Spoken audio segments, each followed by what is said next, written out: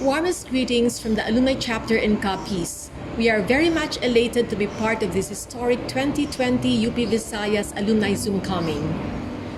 We believe at the chapter that every person's greatest legacy is to make a difference in this world. For UP Capiz alumni, the acronym LEGACY best summarizes our chapter's initiatives in our fight against COVID-19 pandemic. L for life-giving. Alumni initiatives are life-giving.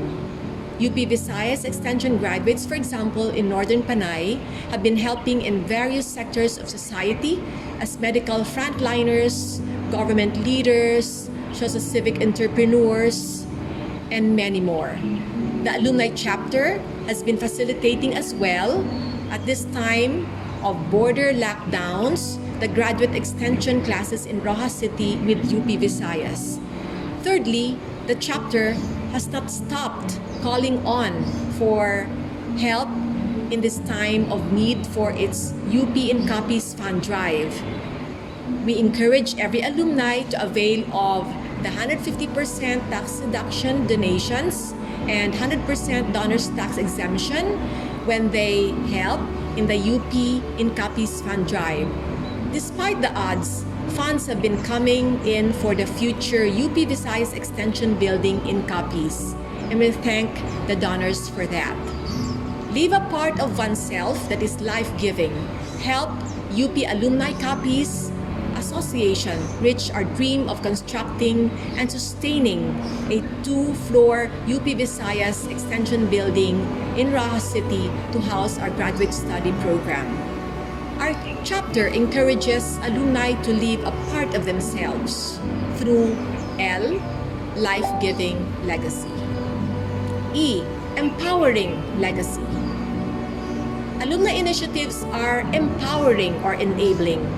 Our chapter appreciates the volunteer work of many UP students, alumni and professionals, and friends who have been braving the threat of pandemic since March 2020. These selfless volunteers, including the UP Kapusnan Group and the UP Visayas Office of the Chancellor, have solicited and distributed face masks, face shields, and testing booths to the Rojas City Memorial Public Hospital, the official COVID-assisted hospital in the province of Capiz. Our chapter appreciates the oblation or sacrifice of these selfless volunteers. G, gainful legacy.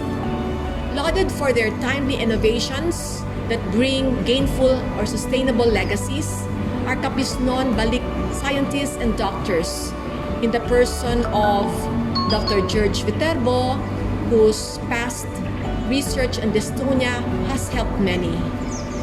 Many more are sharing their expertise and resources to make a difference in this phase of hardship. For example, pulmonary doctor, inventor, and health center administrator Dr. Abundio Balgos continues to locally design and use for his hospital a powered air purifying respirator for the safety of health workers at work. A, aspirational. Our legacies have to be aspirational, meaning we settle for nothing less than success. For us alumni, success only happens when we heed and respond to the UP challenge of helping other state universities and colleges. Vice President for Development Dr. Elvira Zamora in 2012 challenged the Rojas City and the Capiz alumni with this quote: "Alumni should aspire for excellence of graduate education in institutions of higher learning. After all, we were made scholars ng bayan for a reason." C, community-based legacies. Capiz Alumni Chapter has been accepting donations in kind, most especially books, for graduate programs on management, public administration, fisheries, food technology, and others. So we enjoin everybody to help us by donating books that you have at home, books that you no longer need, that could still be used by other students. More initiatives follows if oblation, statues act of offering oneself, is imitated by every alumni through acts of living a part of oneself as a legacy. In whatever field we belong, in whatever state we are in, we can still make a difference. Letter Y. Yourself as oblation. Make yourself as a living oblation in deed and in thought.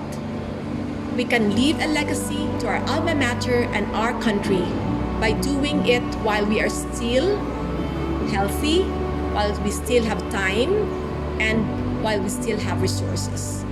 Continue empowering volunteers, starting with ourselves, showing grit in times of hardship and danger, focusing on our aspirations towards excellence while not forgetting compassion to others. Let us all be part of this alumni mandate of helping others by sharing a part of ourselves.